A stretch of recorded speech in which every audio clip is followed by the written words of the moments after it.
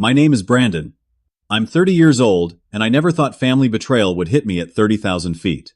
Growing up, my parents always stressed our tight budget vacations were rare luxuries. So when they turned down my offer to take them on a trip, claiming money was tight, I understood. Until that moment in the airport when I walked through first class and saw my sister's twins sprawled in leather seats, my parents beside them.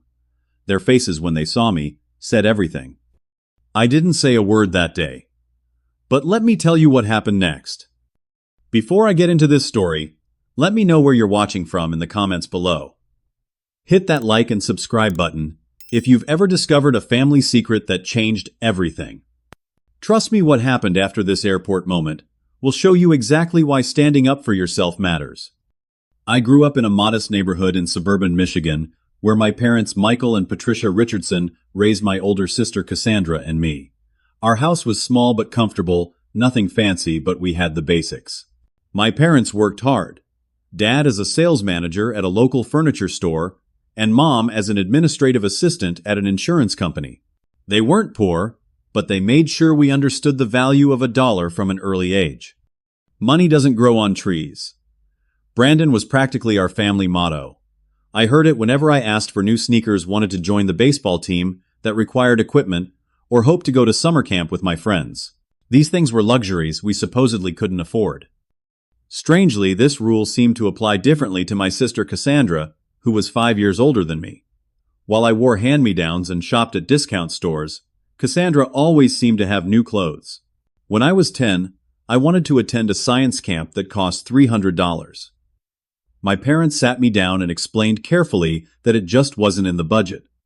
That same summer, Cassandra traveled to 3 different states for dance competitions, complete with custom costumes and hotel stays.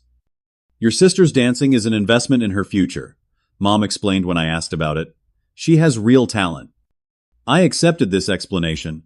After all, Cassandra was good at dance and I was just a kid who liked science. So instead of camp, I spent summers at the community center's free programs while Cassandra pursued her passions. Despite the financial limitations, I excelled academically. I worked hard in school, earned a partial scholarship to State University, and took out student loans to cover the rest. Meanwhile, Cassandra attended a private arts college fully funded by my parents. When I asked how they could afford it, Dad said they'd been saving specifically for her education since she was born. Apparently, they started my college fund 5 years later, which explained the difference. After college, I got a job as a junior software developer at a mid-sized tech company. The starting salary wasn't impressive, but I budgeted, carefully lived with roommates, and gradually paid down my student loans. Over the past 8 years, I've worked my way up to senior developer with a decent salary. Not wealthy by any means, but comfortable enough to have my own apartment, reliable car, and some savings. Despite the childhood inequalities I'd noticed, I maintained a close relationship with my family. We gathered for Sunday dinner almost every week, sometimes at my parents' house, sometimes at Cassandra's large suburban home. She shared with her husband Richard and their 6-year-old twins, Emma and Ethan. Richard worked in finance, and they lived well, though Cassandra often complained about budget constraints, despite their luxury SUV and annual vacations.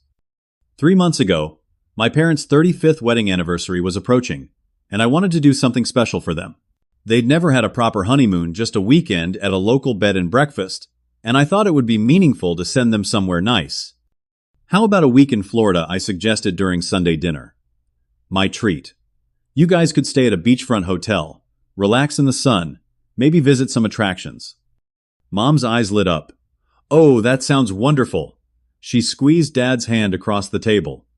Dad nodded enthusiastically. That's very generous, son. We'd love that. We spent the next 20 minutes talking about potential dates and locations. Mom wanted to see the Gulf Coast, having heard about the white sand beaches. Dad was interested in visiting the Kennedy Space Center. Cassandra remained unusually quiet during this conversation, occasionally exchanging glances with Richard. 2 days later, Mom called me. Honey, about that trip. She began, her voice apologetic. Dad and I have been looking at our finances, and we just don't think we can swing it right now. Even with you covering the hotel and flights, there's food activities, souvenirs. I can cover all of that, I offered. This is my gift to you both. No, no, Mom insisted. We couldn't possibly let you spend that much, and we'd need new luggage, summer clothes. It all adds up. Let's plan something local instead. Okay, maybe a nice dinner. I was disappointed but understood their concerns. Money had always been tight for them, and I respected their financial caution. We agreed on a nice anniversary dinner at their favorite restaurant instead.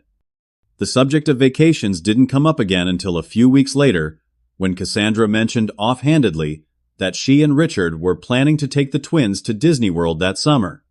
The kids are at the perfect age, she explained, and Richard got a bonus at work, so we're splurging a little.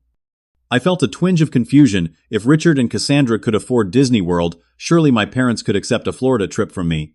But I dismissed the thought. Different families, different financial situations. It wasn't my place to judge how anyone spent their money.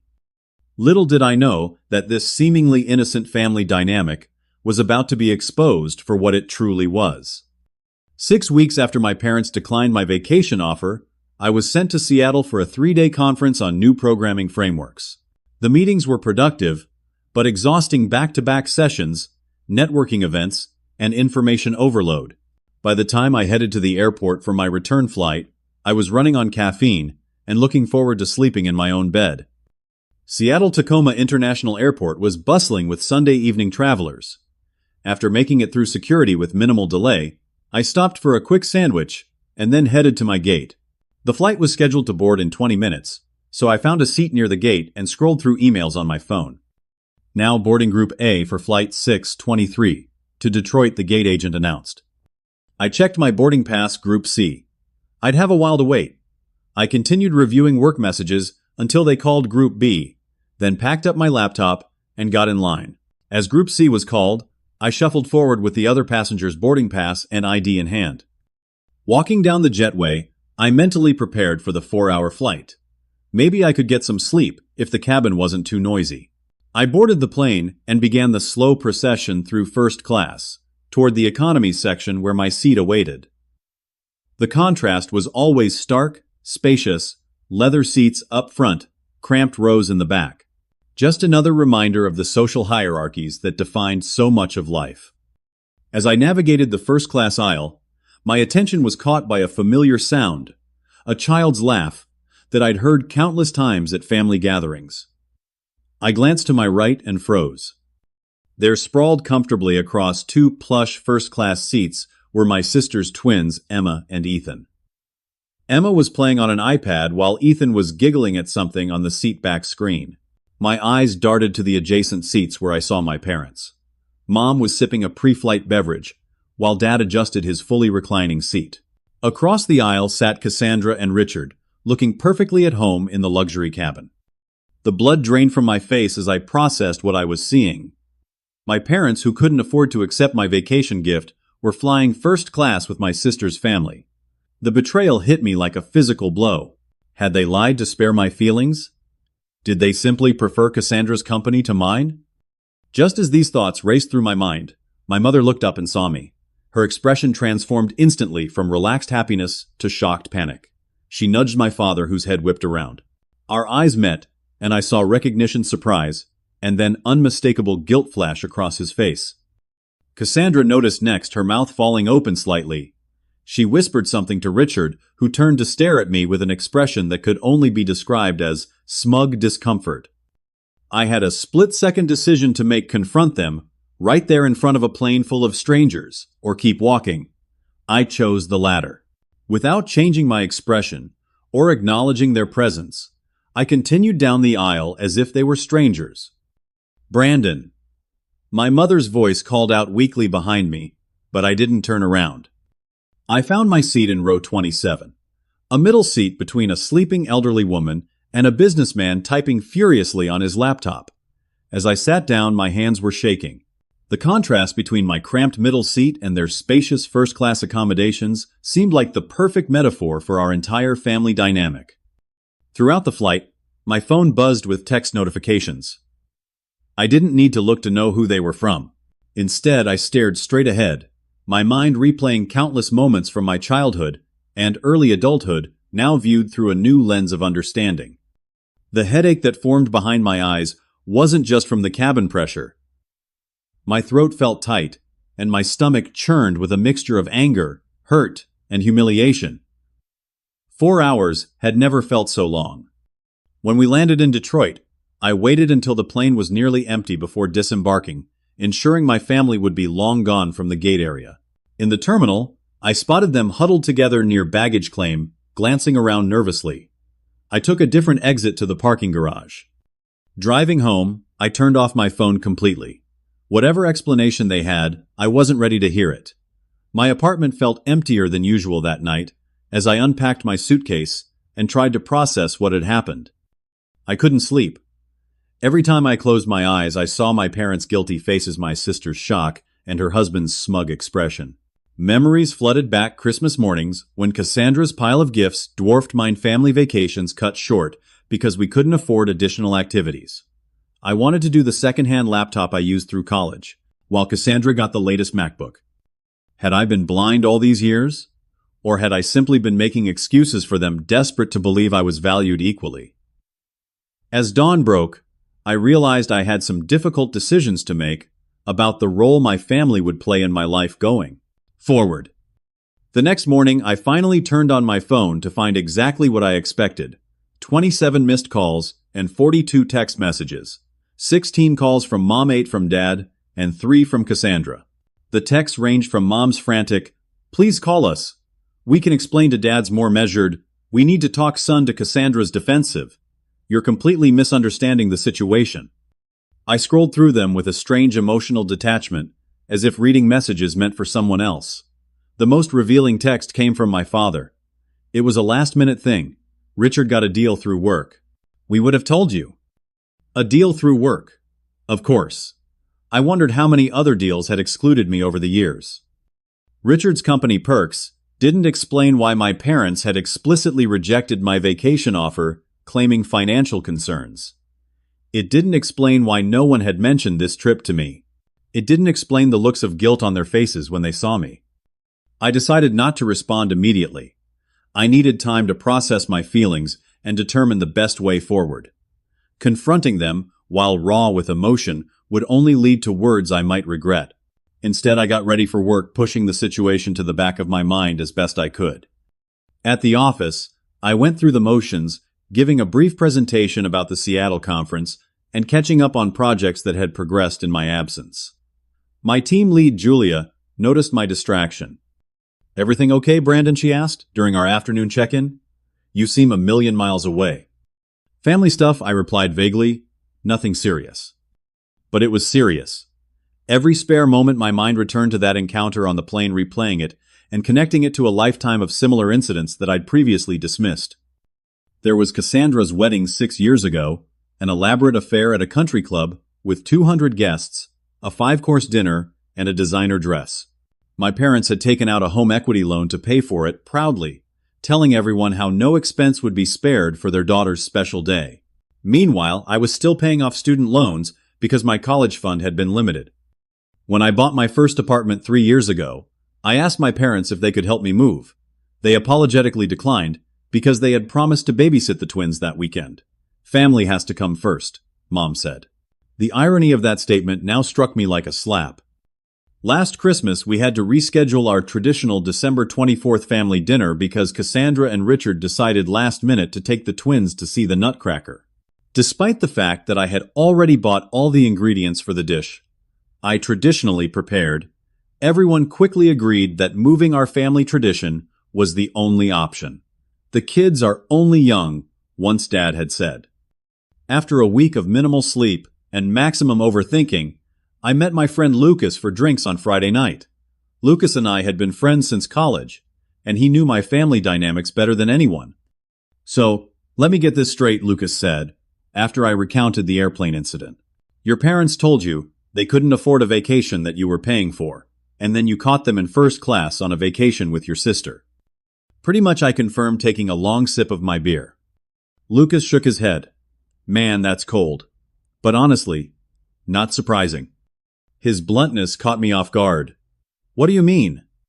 "Brandon, I've watched this for years. Your family has always treated you and Cassandra differently. Remember when they missed your college graduation because Cassandra had a minor surgery scheduled the same day, a procedure she could have easily rescheduled? I remembered. I'd told myself it was fine that Cassandra needed their support more than I did for a simple ceremony. Or, how about when you got that promotion last year and they barely acknowledged it, but they threw a party when Richard got his? That was for both of them, I defended automatically. Lucas gave me a knowing look. The banner literally said, "Congratulations, Richard." Cassandra hadn't done anything except marry the guy. As Lucas continued listing examples, I realized how obvious the pattern had been to outside observers. While I'd been making excuses, others had seen the truth clearly. I was the family afterthought, the reliable one, who needed less attention, less support, less love. It's like you're the responsible child they don't have to worry about, Lucas concluded. So they pour everything into Cassandra because she's needier, or more demanding. It's not fair, but it's a common dynamic. His words hit home. Throughout my life, I'd prided myself on being self-sufficient, on not burdening my parents with problems. Meanwhile, Cassandra called them for everything from babysitting, to financial advice, to emotional support. The following Monday, I did something I'd never considered before. I scheduled an appointment with a therapist. Dr. Rebecca Winters had been recommended by a colleague who'd gone through a difficult divorce. While my situation was different, I needed professional perspective. Dr. Winters' office was comfortable, but not ostentatious. Warm lighting, comfortable chairs, and a distinct lack of the cliched therapy couch. She was a woman in her 50s with kind eyes and an attentive manner that put me at ease almost immediately. "So, Brandon," she said, after we'd covered the preliminary information, "what brings you here today?" I explained the airplane incident and the lifetime of favoritism that had preceded it. As I spoke, Dr. Winters took occasional notes, nodding thoughtfully. "What you're describing sounds like a classic family dynamic involving favoritism," she said when I finished. "Often parents don't even realize they're doing it. They may believe they're responding to each child's different needs appropriately. But lying about finances, explicitly rejecting my offer, while accepting my sister's, that crosses a line," she agreed. "And your hurt feelings are entirely valid. What's important to recognize is that their behavior reflects their issues, not your worth." That statement hit me like a revelation. For years, I'd internalized the different treatment as a reflection of my value compared to Cassandra's. Maybe I wasn't as interesting, as accomplished, as lovable. But what if the issue wasn't me at all? "Family patterns are incredibly powerful," Dr. Winters continued. "Your parents may be repeating behaviors from their own upbringings or responding to personality traits that were established decades ago. Understanding this doesn't excuse their behavior, but it might help you process it." By the end of that first session, I hadn't forgiven my family, but I had a framework for thinking about the situation that didn't involve blaming myself, and I had the beginning of a plan for addressing it directly.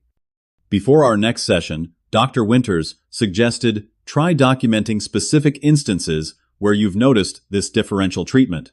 It will help clarify patterns and ensure you're not minimizing or exaggerating the situation. I left her office feeling both emotionally drained and strangely empowered. For the first time, I was acknowledging the reality of my family dynamic, instead of making excuses for it. And I was preparing to do something I'd never done before, confront it head on. After my session with Dr. Winters, I approached the situation with the same methodical attention I applied to complex coding problems at work. If I was going to confront my family, I needed data strategy and clear boundaries. First, I began researching family psychology and the impact of parental favoritism. The articles and studies I found were illuminating and validating. One psychology journal stated that parental favoritism was common, but potentially damaging to the non-favored child's self-esteem and could create lifelong relationship issues. Another discussed how favored siblings often developed entitlement issues, while non-favored siblings became overly self-reliant and had difficulty asking for help, a description that fit Cassandra and me perfectly. Next, I created a detailed spreadsheet documenting the financial and emotional support discrepancies I could specifically remember.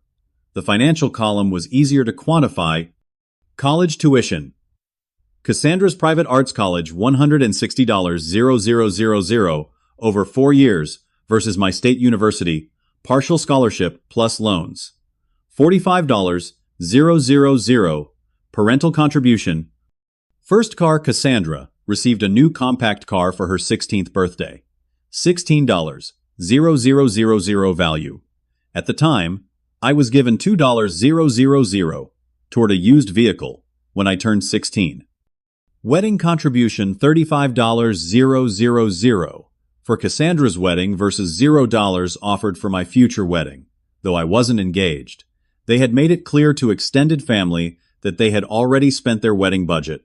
On Cassandra. Financial emergencies. When Cassandra's first apartment flooded, my parents immediately paid for a hotel, while insurance processed the claim $1,200. When my car needed emergency transmission work during my sophomore year of college, they suggested I take out a small loan $1,800. Looking at the numbers laid out so starkly made me feel slightly nauseous. The difference in financial support alone totaled well over $150. 000 over our lifetimes.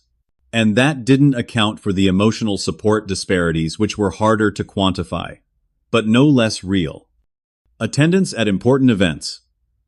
My parents had attended every one of Cassandra's dance recitals, college performances, and work functions. They had missed my college graduation, 2 work award ceremonies, and multiple adult sports league championships. Time allocation. They babysit the twins at least twice weekly. When I asked for help moving to my new apartment, they were too busy. Holiday and birthday recognition. Cassandra's birthdays typically involved family gatherings, while mine were acknowledged with cards and phone calls. Christmas gifts showed similar patterns, with Cassandra regularly receiving more expensive items. Emergency support. When Cassandra went through a brief separation from Richard 3 years ago, Mom stayed with her for 2 weeks.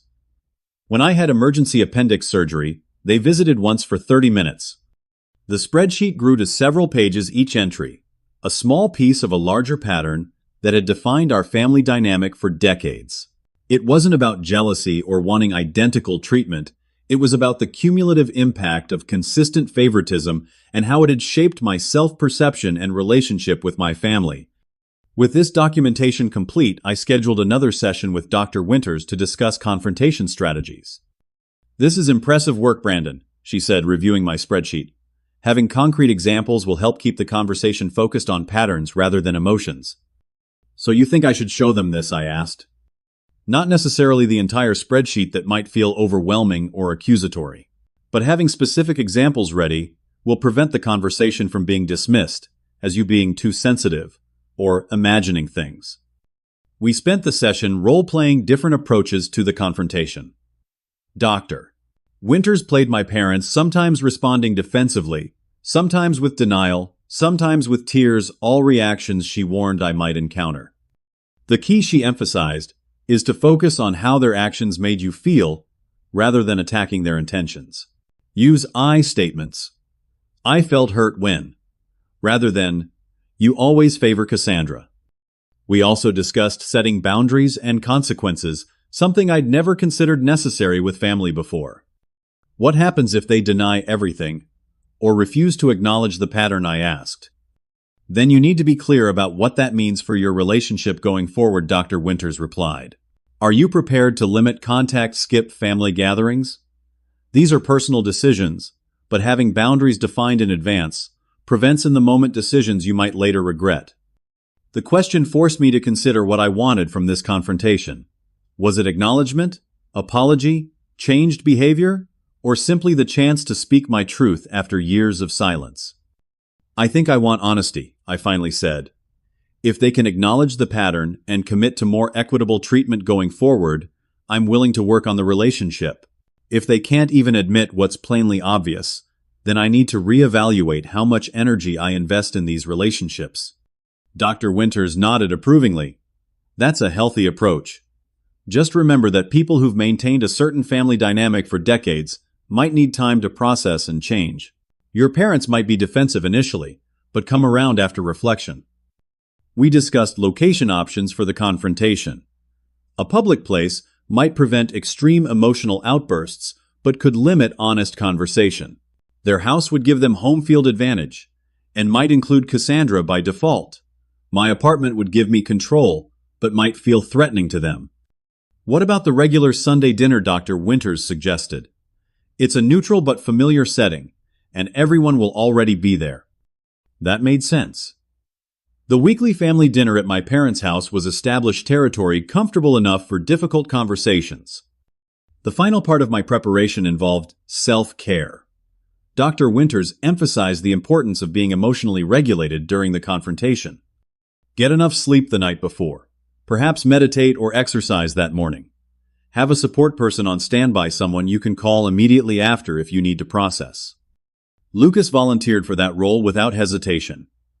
Just text me when it's over, and I'll be ready with beer and pizza or a shoulder to cry on, whatever you need. With my research-complete examples documented, confrontation strategy planned and support in place, I felt as ready as I could be. 3 weeks after the airplane incident, I finally responded to my family's messages with a brief text. I'll be at Sunday dinner this week. We need to talk about what happened on that flight and some larger family patterns. See you at 6. My phone immediately exploded with responses. Mom, we've been so worried. Of course we'll talk, honey. Dad, looking forward to clearing the air, son. Cassandra. Finally. This whole thing has been blown way out of proportion. Her response nearly made me cancel the whole plan. If she already thought my reaction was disproportionate before hearing what I had to say, how would she respond to the actual confrontation? But I was committed.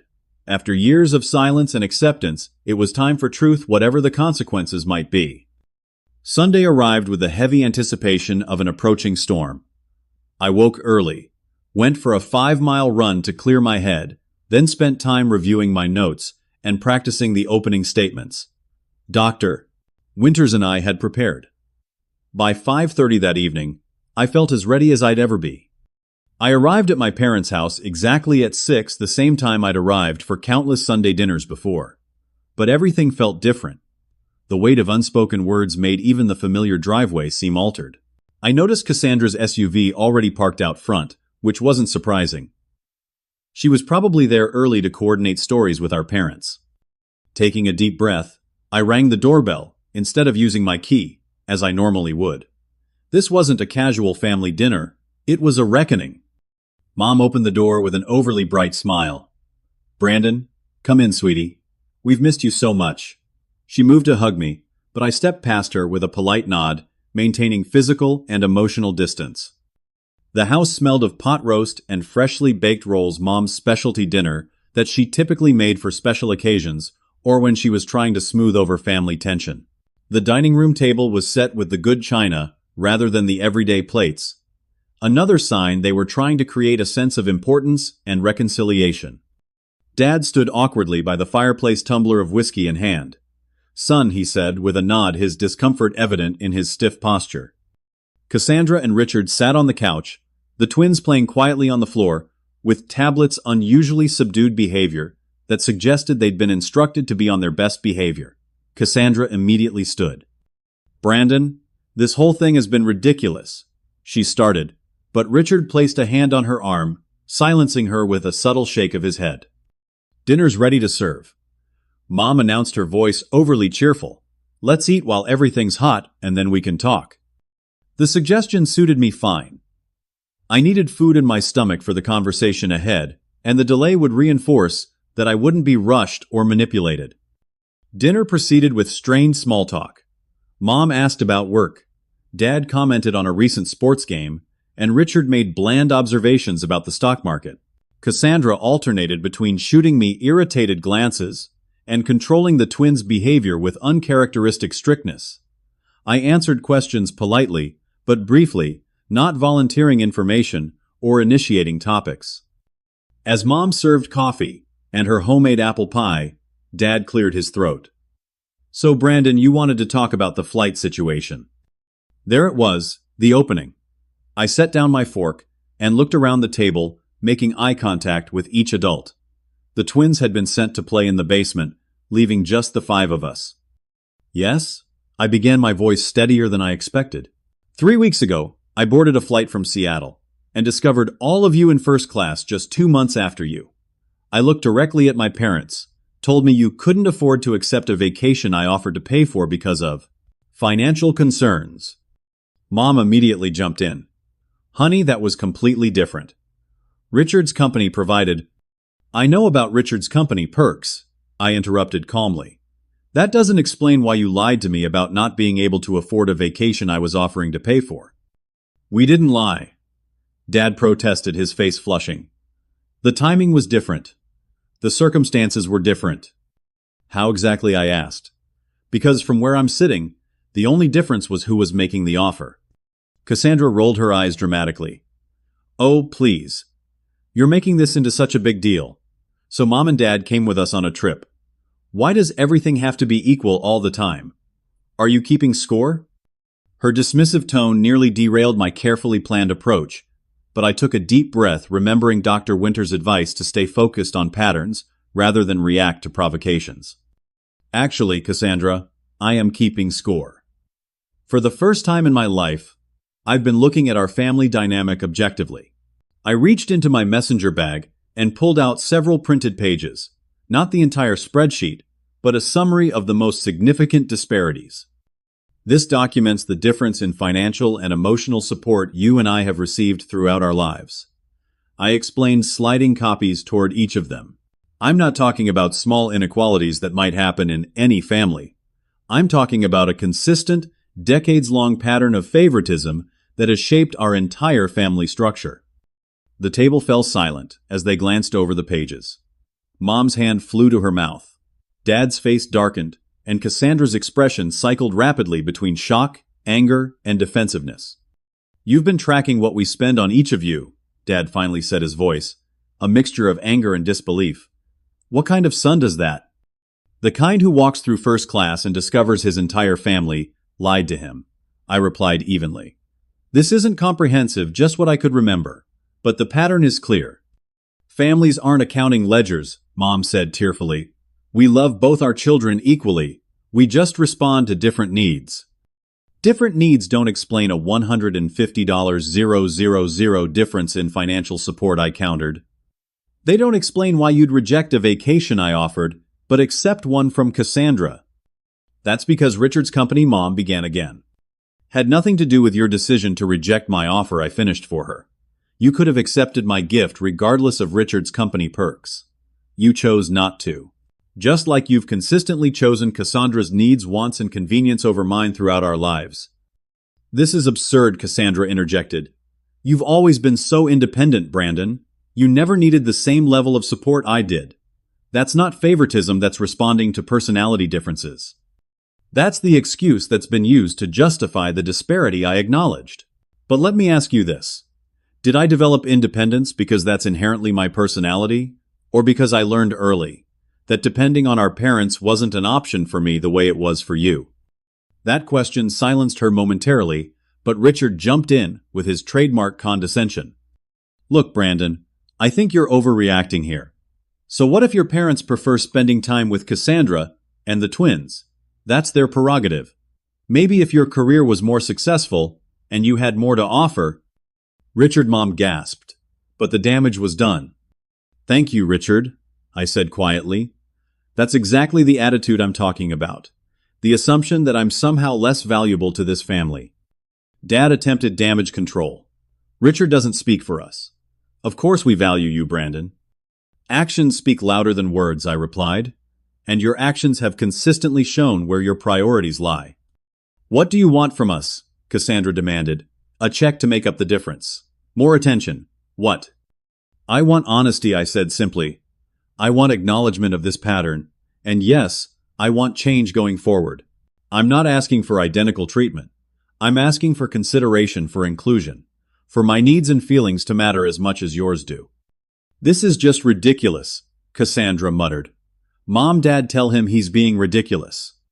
Instead, Mom was crying silently, tears streaming down her face as she stared at the paper in front of her. Dad looked uncomfortable, but remained silent. Let me ask you something, I continued, turning to my parents. Did you help Cassandra and Richard finance their new backyard pool? Their startled expressions told me everything before they could answer. "How did you know about that?"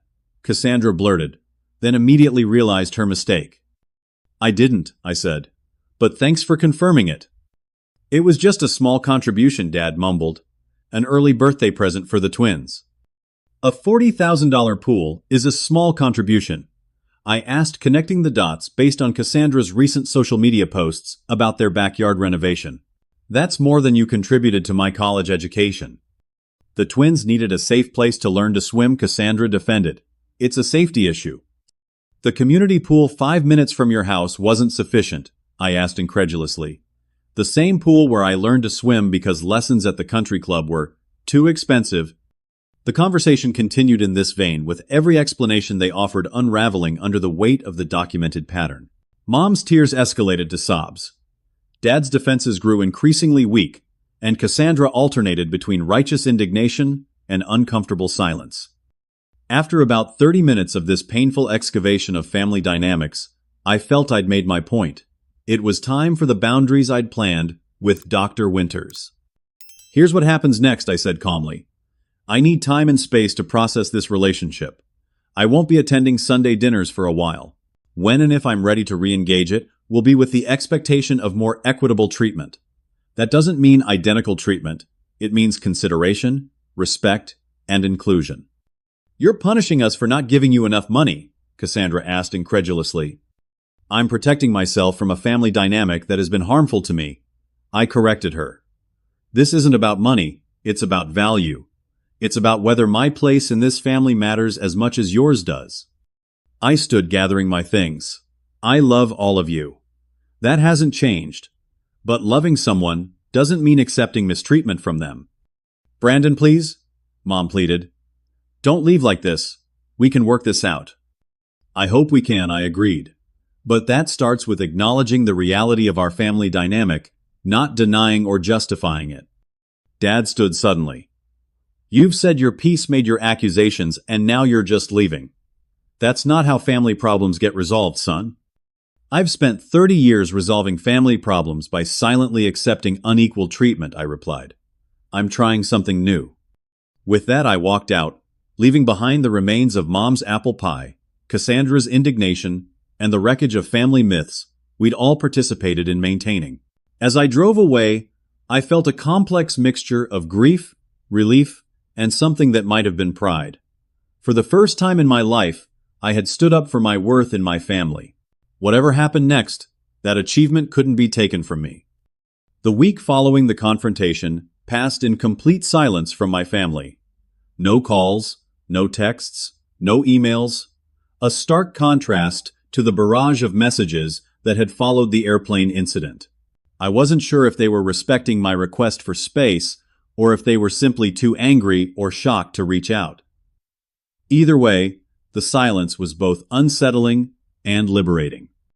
I continued my daily routines, work, gym, occasional social outings, but everything felt different. There was a strange lightness to my movements, as if I'd set down a heavy burden I hadn't fully acknowledged carrying. At the same time, moments of grief would ambush me unexpectedly while brushing my teeth during my commute as I prepared dinner for one. 30 years of family history couldn't be processed in a week, no matter how justified my actions had been. Lucas checked in regularly, offering both distraction and a willing ear. My colleague Julia, noticing my improved focus at work, commented that I seemed more present. I hadn't told her the details, but simply said I'd addressed a long-standing family issue. "Whatever it was, it looks good on you," she observed. "Like you've dropped 20 pounds of invisible weight." Dr. Winters and I continued our weekly sessions, processing the confrontation and its aftermath. "Family systems resist change," she explained. "When you alter your role in the system, everyone else must adjust. That adjustment isn't always graceful or immediate." 10 days after the confrontation, my phone rang as I was preparing dinner. Dad's name appeared on the screen. I took a deep breath before answering. "Hello, Brandon." His voice sounded tired, older somehow. "Do you have time to meet? Just you and me." I hesitated, then agreed. "When and where?" "Tomorrow. That coffee shop near your apartment, Cornerstone." The suggestion surprised me. Dad rarely came to my neighborhood, and suggesting a location convenient for me, rather than him, was unprecedented. 3 o'clock. I'll be there. The call ended as abruptly as it had begun, leaving me wondering what to expect. Was this a peace offering, or the prelude to another confrontation? I texted Lucas immediately. Dad wants to meet tomorrow. Solo coffee meeting. His response was immediate progress trap. Either way, I'm on standby. Call me after. Cornerstone Coffee was busy, but not crowded when I arrived the following afternoon. Dad was already there, seated at a corner table with 2 mugs. He'd remembered I preferred tea to coffee, a small detail that shouldn't have been surprising but somehow was. Thanks for coming, he said as I sat down. I nodded, waiting for him to continue. The ball was in his court. Dad looked different, deflated somehow, the usual confident posture replaced by something more hesitant. He stared into his coffee for a long moment before speaking. I've been doing a lot of thinking since Sunday. At first I was angry, felt like you'd ambushed us, made us out to be terrible parents. He shook his head. But then, I started really looking at those examples you brought. Started remembering other instances you didn't even mention. He looked up, meeting my eyes directly. You were right, Brandon. We've treated you and Cassandra differently. Not because we love you less. Never that, but because... He trailed off, searching for words. Because Cassandra demanded more, I suggested quietly. He nodded slowly. She always did. From the time she was little, louder, more emotional, more needy. You were so self-sufficient even as a kid. You never seemed to need much from us. I needed just as much, I said. I just learned not to ask. Dad winced as if I'd struck him. That's what keeps me up at night now. The thought that we taught you not to need us. The conversation continued for nearly 2 hours. Dad revealed things I'd never known, how Cassandra had manipulated them throughout her life, with emotional outbursts, threats to cut off access to the twins, and constant financial emergencies that somehow always coincided with their retirement account contributions or vacation plans. We enabled her, he admitted. It was easier to give in than to deal with the drama, and you never caused problems, so. He shrugged helplessly. So I got less, because I was easier to parent, I finished for him. It sounds terrible when you put it that way, but yes. Dad rubbed his face tiredly. Your mother and I have been talking about it non-stop since Sunday. She's devastated.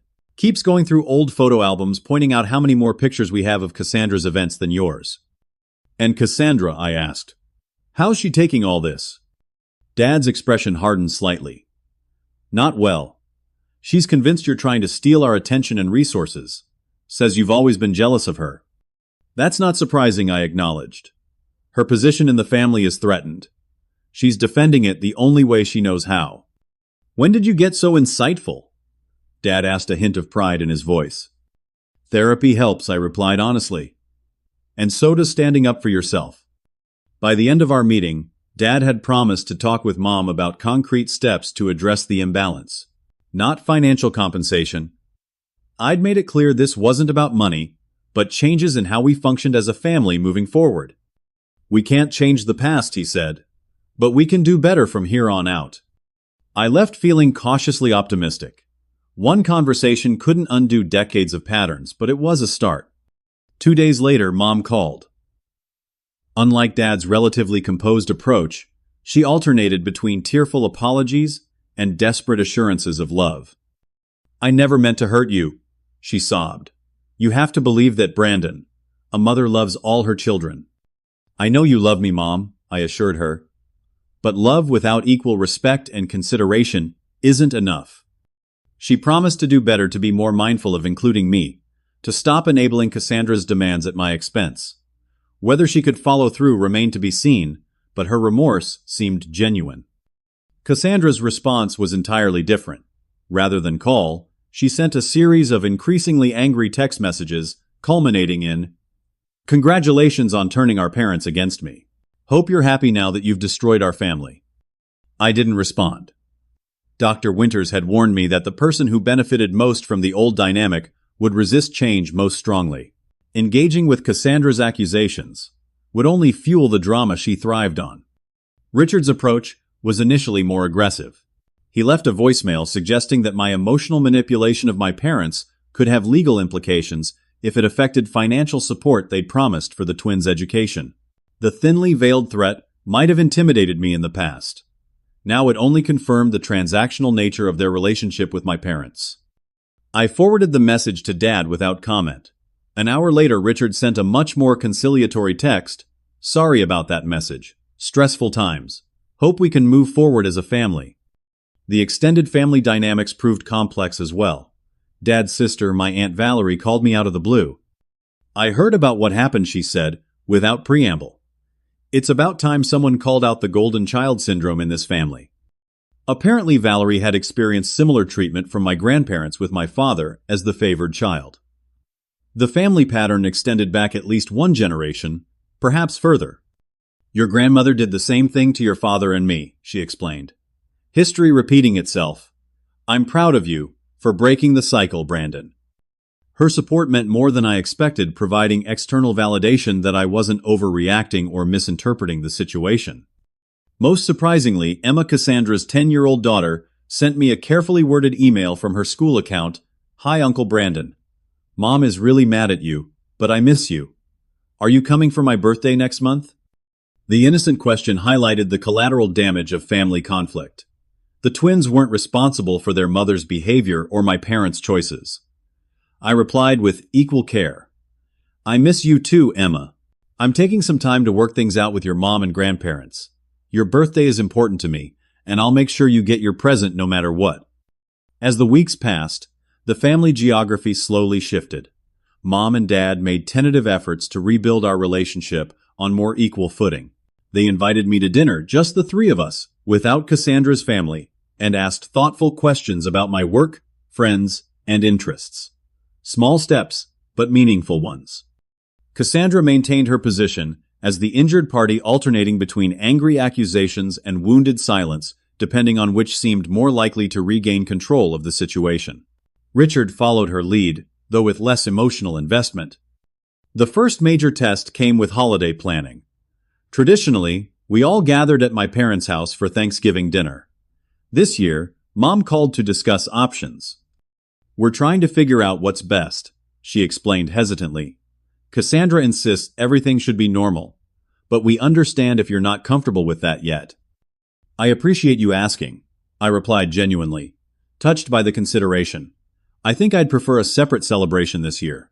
Maybe I could come for breakfast, and Cassandra's family could come for the traditional dinner?" The fact that Mom was willing to consider this alternative, prioritizing my comfort alongside Cassandra's, represented real progress. The old pattern would have automatically defaulted to Cassandra's preference, with perhaps an apologetic call to me afterward. 6 months after the confrontation, our family remained in transition. The overnight transformation I might have secretly hoped for hadn't materialized, but incremental changes accumulated. Mom called regularly just to check in. Dad invited me to occasional golf games, and even Cassandra had moderated her hostility to a chilly civility during necessary family interactions. The family system had been disrupted, and a new equilibrium was slowly, painfully establishing itself. Whether these changes would endure remained to be seen, but I had discovered something more important than family validation: my own voice and the courage to use it. 6 months after that fateful confrontation, I sat in Dr. Winter's office for what we'd agreed would be our final regular session. We'd move to monthly check-ins, and eventually, if all continued, well, no regular appointments at all. "When you first came to me," she observed, "you were processing a specific incident, the airplane discovery. Now, how would you characterize your journey?" I considered the question carefully. I think I've been redefining what family means to me. Not just my relationship with my parents and sister, but my understanding of what I deserve in any relationship. Dr. Winters nodded approvingly. "That's significant growth. Tell me about the current state of those family relationships." The past 6 months had brought substantial changes. My parents, after the initial shock and defensiveness wore off, had made consistent efforts to create a more balanced family dynamic. Mom called regularly, not just about family matters, but to ask about my life and interests. Dad had invited me to join his weekly golf game, an activity previously reserved for his friends and occasionally Richard. Most meaningfully, they had begun acknowledging the past pattern rather than denying it. During a recent dinner, Mom had tearfully apologized for missing my college graduation for Cassandra's elective surgery. "We should have been there," she admitted. "It was your achievement, your special day. We made the wrong choice." Such explicit acknowledgments helped heal wounds I'd carried for years, though the process wasn't always smooth. There were still moments when they automatically prioritized Cassandra's needs, or fell into old patterns. The difference now was their willingness to recognize and correct these lapses when I pointed them out. Cassandra's adjustment had been more difficult. Initially, she'd positioned herself as the victim of my attack on the family structure. When that narrative gained little traction with our parents, she'd shifted to reluctant tolerance of the new dynamic punctuated by occasional attempts to reassert her privileged position. Last month, she tried to change the date of Mom's birthday dinner to accommodate her work schedule, I told Dr. Winters. When Mom suggested keeping the original date, since I'd already taken time off work, Cassandra got upset. The old pattern would have been immediate capitulation to keep the peace. Instead, Mom held firm and we celebrated on the planned date. Cassandra eventually joined us, though she made sure everyone knew how much she'd sacrificed to be there. "And how did you handle that, Doctor?" Winters asked. "Better than I would have 6 months ago," I admitted. I didn't engage with the martyrdom, just thanked her for coming, and moved on. The relationship with my niece and nephew had actually improved. Without the tension of competing for their grandparents' attention, I found myself enjoying their company more. Emma had developed an interest in computer programming, and I'd been helping her with a basic coding project. Ethan and I bonded over his newfound love of hiking, an activity neither Cassandra nor Richard enjoyed. "They're great kids," I told Dr. Winters, not responsible for the family dynamics that came before them. Beyond my biological family, I'd invested more energy in what Dr. Winters called my chosen family, the friends and colleagues whose support had been unwavering throughout this process. Lucas and I had established a weekly dinner tradition. My colleague Julia had become a close friend outside of work. I'd even reconnected with college friends I'd lost touch with during years of prioritizing family obligations. The most significant change I reflected has been internal. I no longer measure my worth by my family's validation. I've stopped accepting scraps of attention and appreciation as if they're feasts. Dr. Winters smiled. That's the real transformation here. External family dynamics can change and then revert, but internal validation is lasting. As our session concluded, we discussed one final development: my upcoming solo vacation to New Zealand, a destination I'd dreamed of visiting since childhood. I mentioned it casually to my parents last month, I explained. 2 days later, Dad called and offered to contribute toward the trip. Not in a controlling way, just as a gesture of support. "And how did you respond?" Dr. Winters asked. Initially, I wanted to refuse to prove I didn't need their financial support. But I realized that reaction came from the old wound. This wasn't about need, it was about connection. So I accepted, and we're actually planning part of the itinerary together. Mom's been researching hiking trails. The vacation represented more than just travel. It symbolized my new approach to family relationships, accepting connection and support without dependence, maintaining boundaries without isolation. As I left Dr. Winters' office that day, I reflected on the journey from that moment of shock on the airplane to my current state of mind. The betrayal had been painful, but it had forced a necessary reckoning with patterns that might otherwise have continued indefinitely. My relationship with my parents was stronger now, not perfect, but more honest and mutually respectful. Cassandra and I had established a cordial, if somewhat distant relationship, focused primarily on our shared connection to the twins rather than attempting to repair the sibling bond that had never truly formed. Most importantly, I had discovered the power of standing up for myself, not aggressively or vindictively, but with clear boundaries and expectations. That skill had already transferred to other areas of my life, from work relationships to friendships. The family vacation incident hadn't just exposed a pattern of favoritism, it had catalyzed a transformation in how I viewed myself and my place in all relationships. The pain had been worth the growth it prompted. As I drove home that evening, I felt a sense of peace I'd rarely experienced before. Not because every family issue was resolved, some patterns were too deeply ingrained for complete transformation, but because I no longer defined myself by those patterns. The approval I'd sought for decades mattered less now that I'd learned to value my own worth. The airplane incident had started as a story about betrayal, but it had become a story about empowerment. Sometimes the most painful discoveries lead to the most necessary growth. And sometimes, standing up for yourself is the greatest act of self-love. Have you ever discovered that you were being treated unfairly by family members? How did you handle it? I'd love to hear your stories in the comments below. Don't forget to like this video if it resonated with you. Subscribe for more real-life stories, and share with someone who might be struggling with similar family dynamics. Remember, recognizing your worth isn't selfish, it's essential. Thank you for listening to my journey, and I hope it helps you navigate your own.